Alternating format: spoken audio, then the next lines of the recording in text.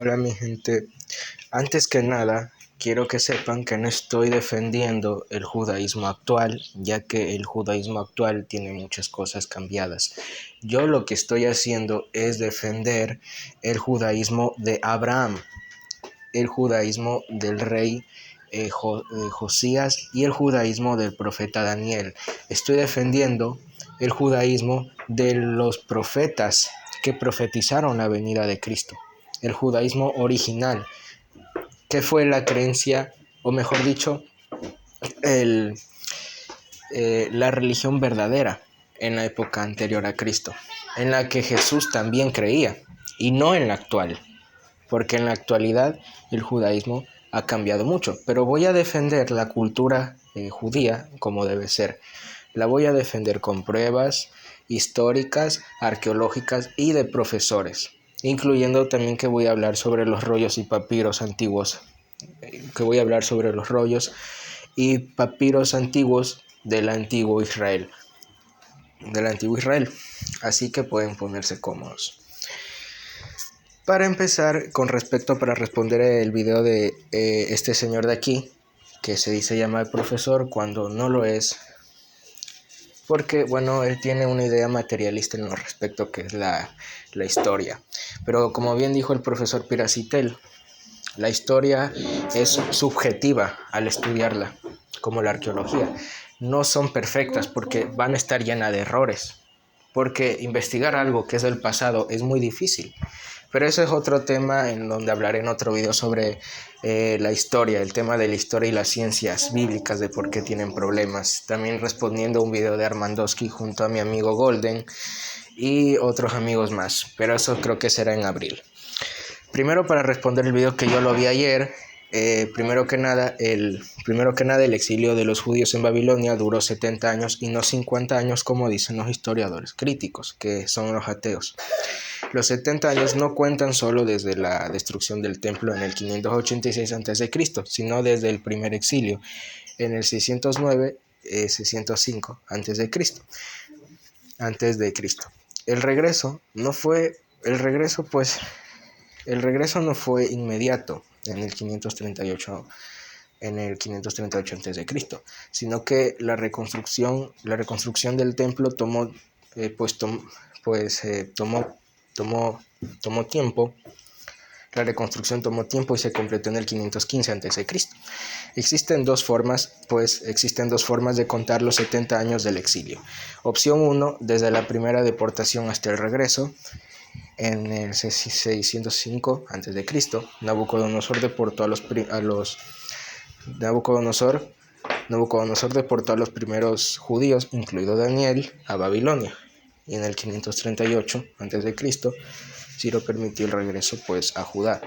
Y del 605 a.C. al 538 a.C. hay aproximadamente 70 años. Opción 2, desde la destrucción del templo hasta su reconstrucción. En el 586 a.C. el templo de Jerusalén fue destruido y en el 515 el templo fue reconstruido. De 586 al 515 hay aproximadamente 70 años.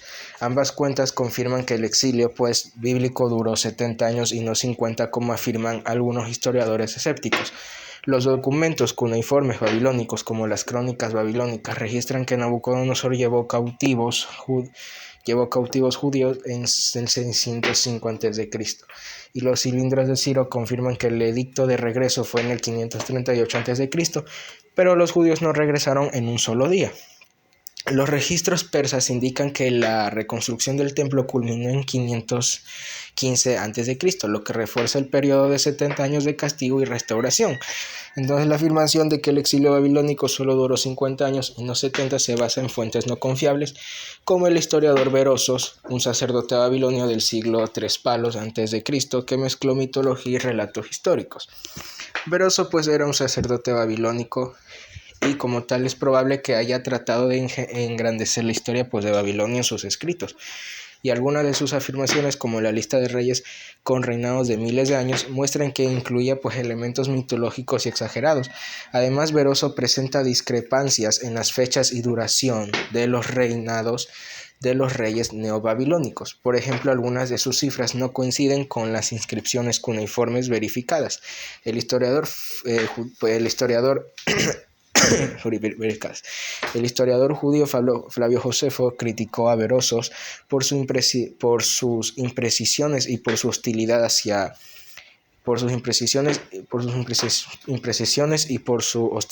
los judíos. Esto sugiere que Beroso no era neutral en su relato de los eventos relacionados pues con el cautiverio de Judá. Y es increíble que esta gente tenga más confianza en un sacerdote pagano que, con muchos errores, que en la Biblia. Ahora bien, la idea que el monoteísmo israelita surgió después del exilio pues no tiene sentido si se considera la propia narrativa bíblica y la evidencia histórica. Si el monoteísmo hubiera surgido después del exilio, no tendría sentido que los profetas anteriores al exilio reprendieran al pueblo de Israel y Judá por su idolatría. Textos como Jeremías, Ezequiel e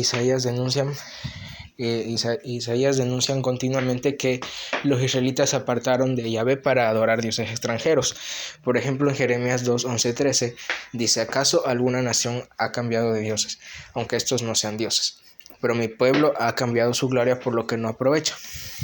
Ahora pues está Ezequiel también 8, 14 y 16. Si el monoteísmo hubiera pues sido una invención post-esquílica, estos pasajes no tendrían sentido. Además, la Biblia contiene numerosas afirmaciones monoteístas que son anteriores al exilio. Deuteronomio 6.4, que ya lo conocemos, Isaías 44.6, que también ya lo conocemos, y Salmos 83.18. Esto demuestra que el monoteísmo ya estaba presente mucho antes de Babilonia. El Deuteronomio ya existía muchísimo antes del exilio babilónico, pues los escribas y sacerdotes tenían copias de la ley, como lo menciona Deuteronomio 17, 18 y 19, por lo que el libro ya existía antes del exilio. La Biblia misma dice que los israelitas fueron negligentes en guardar la ley, lo que explicaría la escasez de copias antiguas. La hipótesis de que el Deuteronomio se escribió pues después del exilio es una suposición sin pruebas arqueológicas ni textuales. La evidencia muestra que el Deuteronomio ya existía en tiempos de Josías. Su contenido y leyes reflejan una época antigua, no la del exilio. El monoteísmo ya estaba presente en Israel desde Moisés. Por lo tanto, es más razonable pues aceptar que el Deuteronomio es un documento antiguo, escrito por Moisés como la Biblia lo afirma. Para más información, pueden leer el libro que está en JW en la biblioteca Libros, la Biblia, la Palabra de Dios o Palabra del Hombre, que es un libro pues donde se explica, aquí está, es un libro donde se explica esa hipótesis de que Deuteronomio y la hipótesis documental que fueron escritos después del exilio o que fueron cambiando palabras, que politeísmo y esas cosas. Pueden leer el libro ustedes mismos. Además, la Biblia misma menciona copias anteriores. El libro de Segunda de Reyes 22:8-11 dice que el sacerdote Hilcías halló el libro de la ley en tiempos del rey Josías. Esto muestra pues que la ley existía antes del exilio y era considerada antigua, incluso en esa época. Las pruebas son las inscripciones de Ketef y Nom en el siglo antes del exilio. Son los textos bíblicos más antiguos encontrados antes del exilio babilónico. Contiene una bendición sacerdotal de Números 6, 24, 26, lo que confirma que la ley de Moisés era conocida antes del exilio. Para más información sobre la inscripción de Ketef y Nom, pueden leer este artículo. Es increíble que este tipo diga que no hay rastros. No hay ningún rastro de la ley de Moisés antes del exilio, pero sí la hay, y son las inscripciones de Ketef y Nom, que literalmente el tipo ni siquiera las menciona o se olvida de mencionarlas, porque esto es una prueba fuerte de que la ley de Moisés se conocía antes del exilio, y todavía hay más, que ustedes mismos pueden buscarlas, porque literalmente estos textos de aquí son datados antes del exilio babilónico.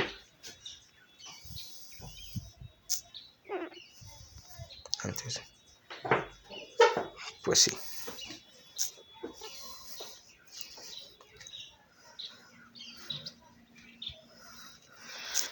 Bien. Durante las épocas antiguas, los materiales, esto también cabe mencionar porque es súper importante, que durante las épocas antiguas los materiales utilizados para escribir, como el papiro, el pergamino y las tablas de arcilla, no eran tan duraderos como los materiales modernos, lo que explica por qué muchos escritos se han perdido o se han deteriorado con el tiempo.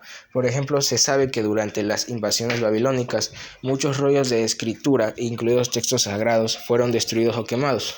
Un caso específico, pues, es la quema del rollo de Jeremías, que se encuentra en Jeremías 36, 21, 23, lo que muestra que, pues, la destrucción de escritos no era algo infrecuente en tiempos de crisis, y el uso de materiales precederos.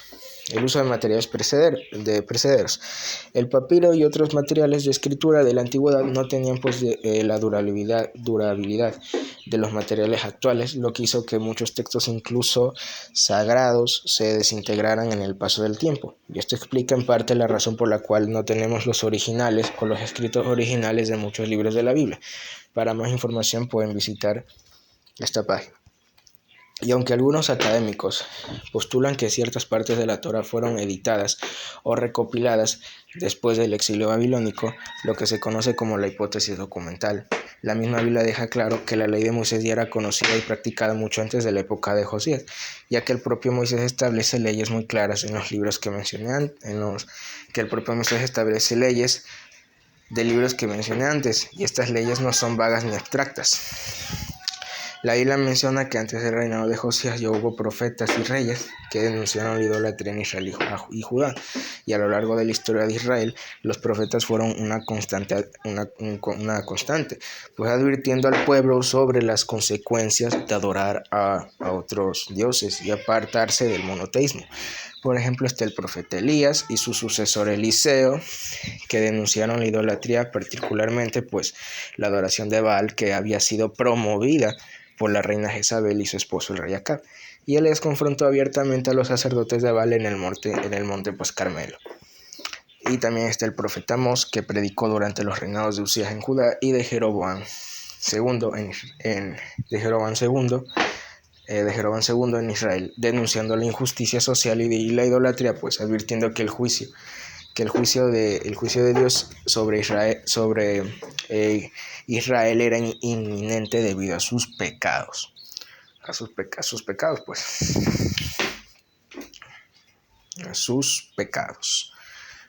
Claro que sí, era inminente debido a sus pecados. Entonces el profeta Oseas también predicó contra la idolatría y la infidelidad de Israel, usando su propia vida como un símbolo de la relación. Y el profeta Isaías, que fue contemporáneo de Oseas y Amós, y sus mensajes también incluyeron fuertes condenas de la idolatría, especialmente en Judá, pues Isaías advirtió contra la adopción de prácticas paganas y los peligros de confiar en otras naciones en lugar de en Dios. Y estos profetas ya estaban denunciando pues la idolatría mucho antes del rey Josías. Y en Segunda de Reyes 21 se menciona cómo el rey Manasés de Judá introdujo la idolatría y la adoración a Baal, y cómo su reinado fue una de las razones por las que, pues ahí se muestra, pues que fue una de las razones por las que pues Dios permitió el exilio de Judá más tarde. Y el reformismo de Josías es visto como un retorno más formal a la adoración exclusiva. Es visto como un retorno, el reformismo de Josías es visto como un retorno más formal a la adoración exclusiva de Jehová, pero ciertamente no fue el primer intento de advertir contra la idolatría. Los profetas anteriores y los reyes piadosos como Ezequías también lucharon contra la idolatría en sus respectivos tiempos. Por lo tanto, aunque Josías hizo reformas significativas, no fue el primer rey en enfrentarse a la idolatría, y la denuncia de estos pecados ya estaban presentes en la época de muchos otros profetas y reyes anteriores. Con respecto al exilio, a los israelitas se les dijo que Jehová conduciría a la nación al destierro si traspasaban el pacto que Jehová había hecho con ellos por mediación de Moisés. Jehová de hecho fue la autoridad que decretó el destierro de su pueblo en 3 ocasiones. Si bien se valió de poderío militar de otras naciones, estas ocasiones pues fueron el destierro asirio de Israel y el destierro babilonio de Judá y el destierro romano del pueblo judío. Aquí están las fuentes académicas, que las voy a poner en los comentarios después, ¿ya? La división de Israel pues en 2 reinos y la posterior inclinación hacia la idolatría de parte de muchas de las tribus de Israel no se debe solo a una evolución natural de las creencias religiosas, como algunos ateos podrían sugerir, sino pues a un contexto específico que la Biblia explica. Según la Biblia, la división de Israel y la inclinación hacia el politeísmo y la idolatría ocurrieron debido a varias razones históricas y espirituales. El pecado del rey Salomón, que es el inicio de la división, que se puede rastrear a los últimos años del reinado de Salomón. Aunque Salomón fue un rey sabio y construyó el templo en Jerusalén, se apartó de Dios al permitir que sus esposas extranjeras lo llevaran a adorar dioses paganos. Y en Reyes 11:4-8 se menciona cómo Salomón se dejó influenciar por la idolatría, lo que provocó la ira de Dios. Como castigo, Dios le dijo a Salomón que el reino sería dividido después de su muerte, y esta decisión fue una de las razones claves de la posterior división de Israel en dos reinos. Después de la muerte de Salomón, su hijo Roboam asumió el trono. Sin embargo, Roboam no escuchó los consejos sabios de los ancianos, y ya pueden ver aquí la historia de por qué Roboam fue un mal rey. Ahora veamos lo importante aquí, el pecado del reino del norte, y quiero que presten, vamos a ver el pecado del reino del norte, y quiero que presten mucha atención con esto. Después de la división, Jeroboam, el primer rey del reinado del reino del norte, temía que su pueblo viajara a Jerusalén en el sur para adorar a Dios en el templo. Para evitar que esto sucediera, evitar que su reino perdiera poder, Jeroboam instituyó la idolatría, poniendo becerros de oro en Betel y Dan como objetos de culto, diciendo: aquí están tus dioses, oh Israel, como lo dice en 1 de Reyes 12:28-30. Este fue un punto de retorno en la historia de Israel, ya que la adoración a otros dioses comenzó a ser promovido oficialmente por la monarquía del Reino del Norte. Entonces, durante los siglos siguientes, muchos profetas de la Biblia como Elías y Eliseo denunciaron la idolatría en Israel. Y ojo, que estos sucesos pasaron antes del exilio, mucho antes, y estos profetas trataron de guiar al pueblo de regreso al monoteísmo. Sin embargo, la inclinación a la idolatría persistió y el reino del norte pues fue finalmente destruido por los asirios en el año 722 a.C., como lo dice 2 de Reyes 17.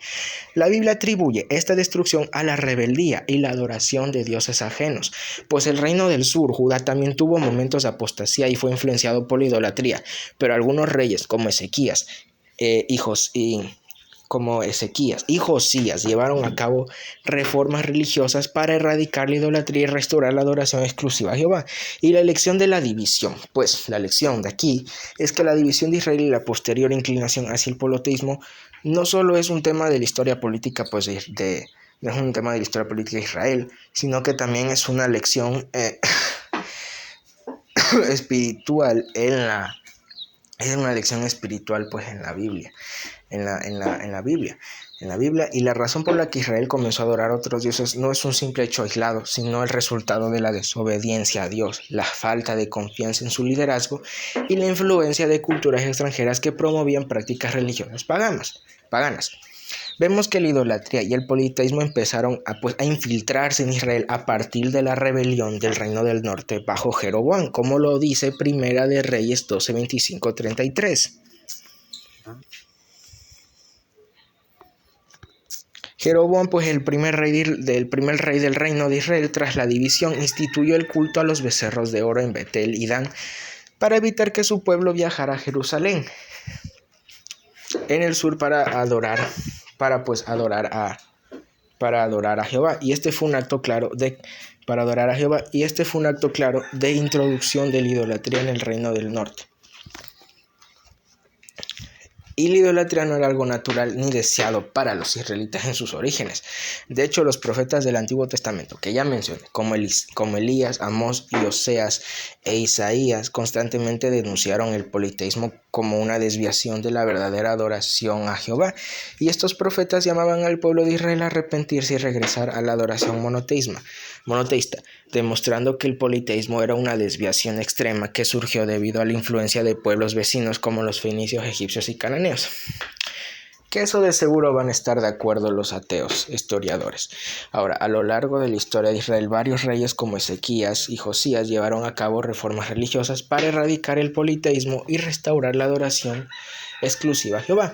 Y estas reformas que fueron necesarias precisamente porque el politeísmo se había infiltrado en las prácticas religiosas de Israel. No eran originales, no eran algo que estaba en Israel, sino que se impusieron. Lo que se impuso ahí fue el politeísmo. Entonces, como dije antes, a pesar de toda su gloria, riquezas y sabiduría, Salomón pues terminó siendo un fracaso, pues permitió que sus numerosas esposas extranjeras lo apartaran de la adoración pura de Jehová y lo llevaron a las prácticas profanas de las religiones falsas. Y al final pues Salomón murió con la desaprobación de Jehová y su hijo Roboam lo sucedió. Roboam faltó de sabiduría y previsión, aumentó las ya pesadas cargas gubernamentales sobre el pueblo. Esto a su vez provocó la secesión de las 10 tribus del norte bajo el mando de Jeroboam, tal como había predicho el profeta de Jehová. Así fue como el reino de Israel se dividió en el año 997 a.C. Y para más detalles sobre el reino dividido, véase Israel número 3. Entonces, tras la división del reino en dos, que es Israel en el norte y Judá en el sur, después del reino de Salomón, el rey Jehová en el reino del norte introdujo el politeísmo al establecer pues becerros de oro, que esto ya lo dije. Entonces Jeroboam, pues temiendo que el pueblo del reino del norte viajara a Jerusalén para adorar a Dios en el templo, decidió establecer su propia forma de adoración, no basada en la ley de Moisés, sino en prácticas paganas. Entonces, a lo largo de la historia de Israel, muchos reyes malvados promovieron el culto a otros dioses y la idolatría. Y estos reyes como Ahab promovieron la adoración de Baal y otras deidades extranjeras. Entonces Jezabel, esposa de Ahab, fue particularmente influyente en imponer estos cultos, llevando a muchos israelitas a la idolatría. La Biblia claramente muestra que estos reyes se apartaron de la ley de Dios y llevaron al pueblo a adorar a dioses falsos. Aquí vamos ejemplos. Si las adoraciones a Baal y Acera hubieran sido originarias de Israel, pues no tendría sentido que Jezabel, la esposa del rey Ahab, fuera castigada y asesinada por imponer estas prácticas. Este es un punto clave que demuestra que esas adoraciones no eran originales en Israel, sino que eran prácticas extranjeras que fueron introducidas y promovidas por figuras malvadas como Jezabel, quien era fenicia y traía con ella las creencias y cultos de su tierra natal, Fenicia, que también adoraban a Baal, el dios de Canaán. En 2 Reyes 9:30-37, cuando Jehú llega al poder, manda asesinar a Jezabel. Una de las razones de su ejecución fue precisamente su promoción de la adoración a Baal y Acera, deidades extranjeras que estaban en oposición directa al monoteísmo que Dios había establecido en Israel. Si estas religiones fueran algo que ya formaban parte de la tradición israelita, nunca se hubieran considerado una ofensa tal como para llevar a cabo su ejecución. Además, Jehú, quien era un reformista y un líder que buscaba purificar a Israel de la idolatría, destruyó el templo de Baal. Y esto muestra cómo las adoraciones a Baal y Acera eran vistas como prácticas ajenas a Israel. Y la eliminación de estos cultos representaba un regreso al monoteísmo que Jehová había establecido. En el reino de Israel, que es el norte, la adoración de Baal y Acera fue introducida por los reyes malvados como Jeroboam I y más tarde Ahab y Jezabel. Estas prácticas eran ajenas al monoteísmo de Israel y venían de culturas extranjeras como los fenicios. Si hubieran sido creencias originales del pueblo de Israel, no habría razón alguna para rechazarlas tan vehementemente. El hecho de que se haya hecho una purificación tanto en Judá como en Israel bajo Ezequías y Josías de los altares idólatras a Baal y Acera muestra que esos cultos no eran parte de la tradición israelita. Fueron introducidos y forzados en épocas posteriores por líderes malvados que deseaban apartarse de Jehová. Ahora vamos a analizar otro punto. ¿Cuáles fueron las consecuencias y por qué los judíos fueron llevados al exilio en Babilonia? Bueno, la razón por la que el pueblo de Israel fue exiliado no fue por necedad o por cualquier otra razón trivial, sino por su desobediencia y su apostasía religiosa, como lo vimos en la historia de acá. A lo largo de las escrituras, pues como vimos antes, Dios advirtió repetidamente a Israel sobre las consecuencias pues de adoptar prácticas idólatras y apartarse de su pacto. La idolatría, como la adoración de Baal, Asera y otros dioses extranjeros, fue una de las causas principales del juicio divino sobre el reino de Israel. En 2 de Reyes 17:23 se explica cómo el reino de Israel fue destruido y exiliado por los asirios como consecuencia de su infidelidad a Dios, particularmente por adoptar prácticas idólatras y por seguir a los dioses de las naciones extranjeras a pesar de las advertencias de los profetas.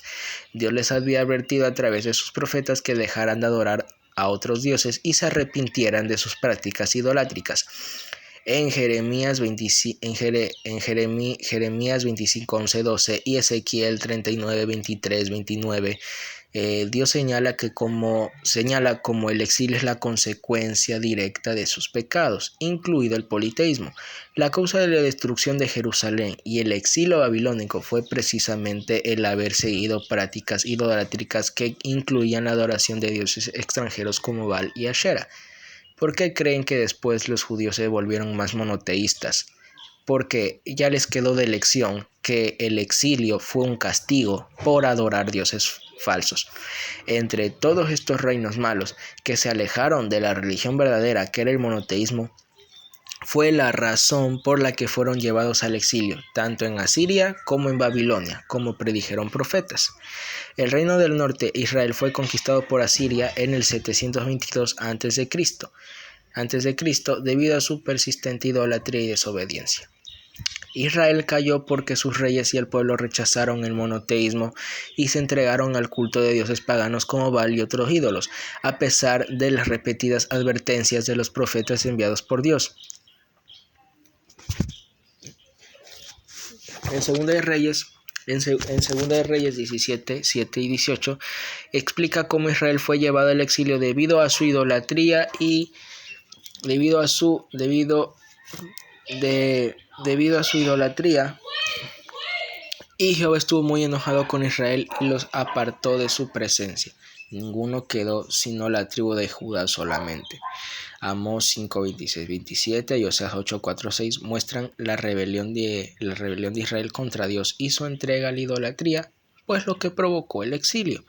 Y la caída de Israel fue la consecuencia lógica de su rechazo a seguir el pacto con Dios. Ahora vamos a ver la causa del exilio de Judá, reino del sur, a Babilonia.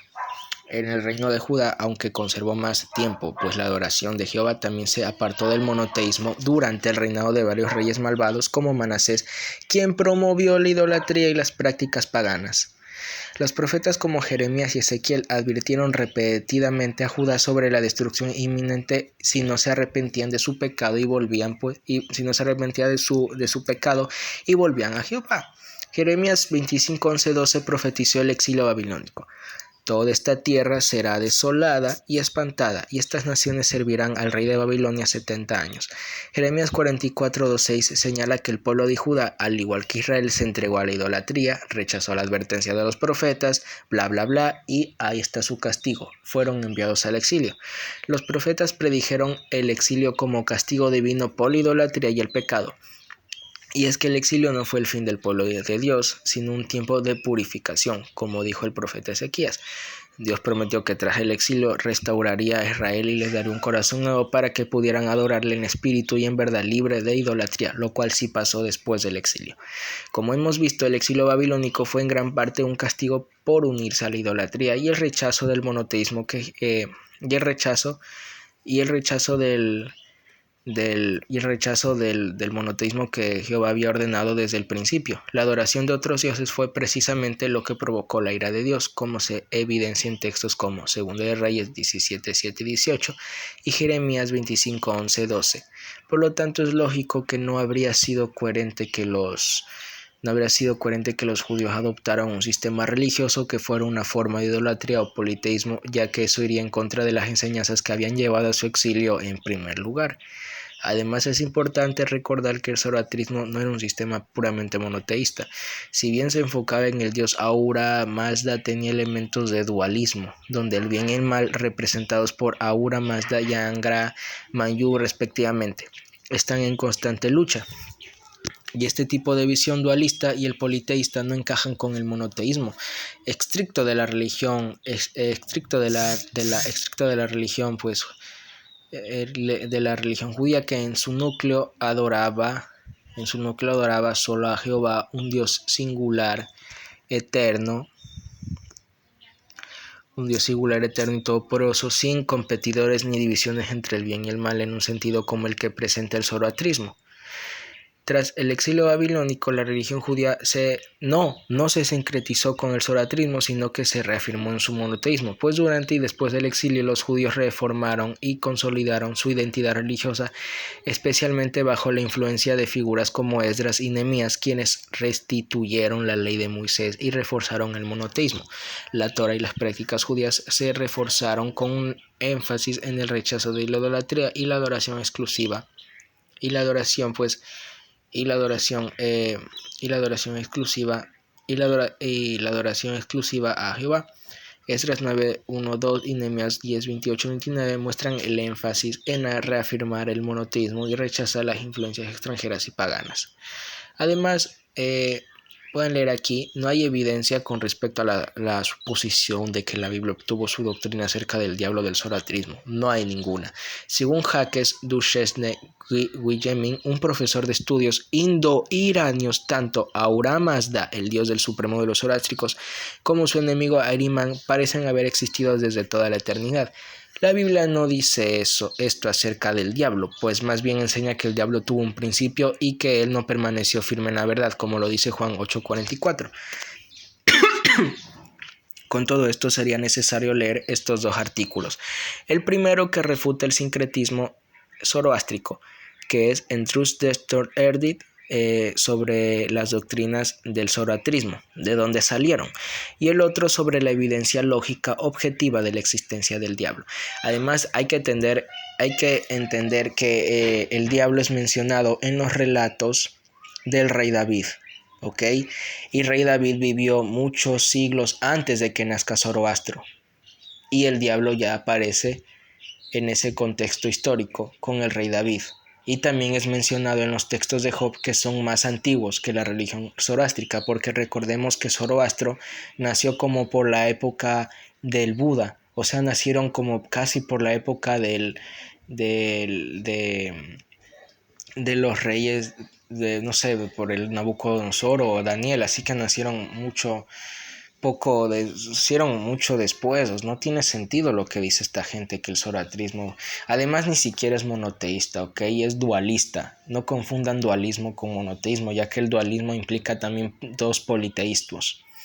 Ahora, ¿por qué es imposible que la Biblia se copiara de ideas estúpidas babilónicas? A ver, hay que empezar primero con esto claro, porque hay muchos que dicen que el Génesis es copia de un relato del Enuma Elish, sumerios, ni sé cuánto, diluvio, creación de Edén. Mijito, tienes que entender en cuenta esto, que la creación, los relatos de la creación de Edén se encuentran en todas las culturas, al igual que el diluvio. No puedes decir que son copias. De hecho, esto yo diría que es más una prueba histórica de que lo que cuenta la Biblia sucedió. Son aspectos históricos, pero que otras naciones los cuentan a hiperbole.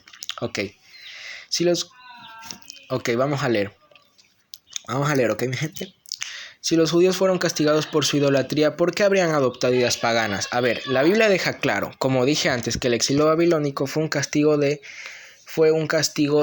Jehová, porque los judíos desobedecieron su ley y cayeron en idolatría. Esto es documentado en varios pasajes. Jeremías 25:8-11. Por tanto, esto ha dicho Jehová de los ejércitos: por cuanto no habéis oído mis palabras, he aquí, enviaré y tomaré a todas las familias del norte y a Nabucodonosor, rey de Babilonia, mi siervo, y ya está. Aquí lo dice. Esto significa que el paganismo fue la razón, pues, del exilio, no algo que los judíos consideraban valioso o digno de imitar. ¿Cómo tendría sentido que después de haber sido castigados por el paganismo adoptaran ideas religiosas babilónicas? Sería completamente ilógico. De hecho, después del exilio, el judaísmo se volvió aún más monoteísta y estricto contra la idolatría. La Biblia no solo conoce la la historia de... La Biblia no solo conoce la historia de Babilonia, sino que la pone en contexto con la historia bíblica. Según Génesis 10:8-10, Babilonia fue fundada por Nimrod, quien fue un poderoso rey, pero contrario a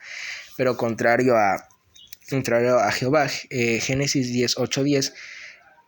Perdón, se me fue. Ya. Sí, según... Nimrod llegó a ser poderoso en la tierra y este fue un vigoroso cazador, pues fue un rey pagano. Y esto, o sea, un rey que inventó, él fue el que inventó pues la religión falsa según la Biblia. Y esto significa que los orígenes de Babilonia estaban conectados con personas que conocían a Jehová, pero que se rebelaron contra él. Es más lógico pensar que las creencias babilónicas sean distorsiones de la verdad original que copiaron de la Biblia, en lugar de que la Biblia haya copiado de ellos. Es decir, los babilonios transformaron la historia bíblica en mitos paganos, no al revés. Ellos transformaron esto antes de que la Biblia se ponga como escrito, ya que recordemos que fue Moisés el que le escribió, pero puso los verdaderos hechos históricos. Aquí hay fuentes extras. En su libro titulado The Two Babylons, las dos Babilonias, el doctor Alexander Hislop identifica a Tammuz con Nimrod, el fundador de la ciudad de Babilonia, unos 180 años después del diluvio del día de Noé. Nimrod fue bisnieto de Noé, que según Génesis 10:1-6-8-12, a Nimrod se le llegó a conocer como poderoso cazador delante de Jehová. Entonces, según la tradición, los seguidores de Nimrod consideraron una tragedia o calamidad su muerte violenta y lo deificaron. Anualmente conmemoraban su muerte el primer o segundo día del mes lunar de Tammuz, cuando las mujeres idólatras lloraban por su ídolo. Por eso, entre los antiguos escritos clásicos recibió el nombre de Baco, que significa llorado, lamentado. Este llora por él corresponde a la práctica de llorar por el legendario Adonis, un joven hermoso que Venus o Istar amó y que fue muerto por un jabalí en las montañas del Líbano. De hecho, la Biblia Vulgata latina y la Biblia en inglés versión Douay usan el nombre Adonis en vez de Tammuz en Ezequiel 8:14. Contemplad a las mujeres sentadas allí llorando por Adonis, oh Señor. La información presentada en las dos Babilonias de Alexander Hislop refuerza la idea de que la religión babilónica no fue la fuente del judaísmo, sino más bien una distorsión de verdades antiguas que venían desde los tiempos postdiluvianos. Es decir, Babilonia no influyó en el judaísmo, sino que fue Babilonia la que distorsionó la verdad original sobre Jehová y creó su propio sistema idolátrico. Vamos a profundizar en esto, ¿ok? Según las tradiciones antiguas, Nimrod promovió la idolatría y un sistema religioso contrario al monoteísmo de Noé y sus descendientes. Y este Nimrod fue... Hola. Hola, mijo. Hola. ¿Tienes parte hoy, mijo? No tengo parte. Ya. Entonces, mijo...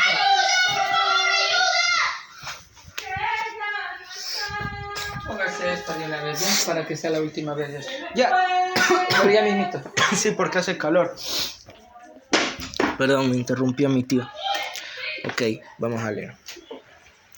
Entonces, este Nimrod fue adorado después de su muerte y su culto evolucionó en el tiempo, influenciando las religiones de Babilonia y otras culturas. Por eso es que en muchas culturas se cuenta la historia de Nimrod, especial en Babilonia, que lo intentan identificar con muchos dioses, lo cual tiene sentido aquí. Sus seguidores comenzaron a deificarlo.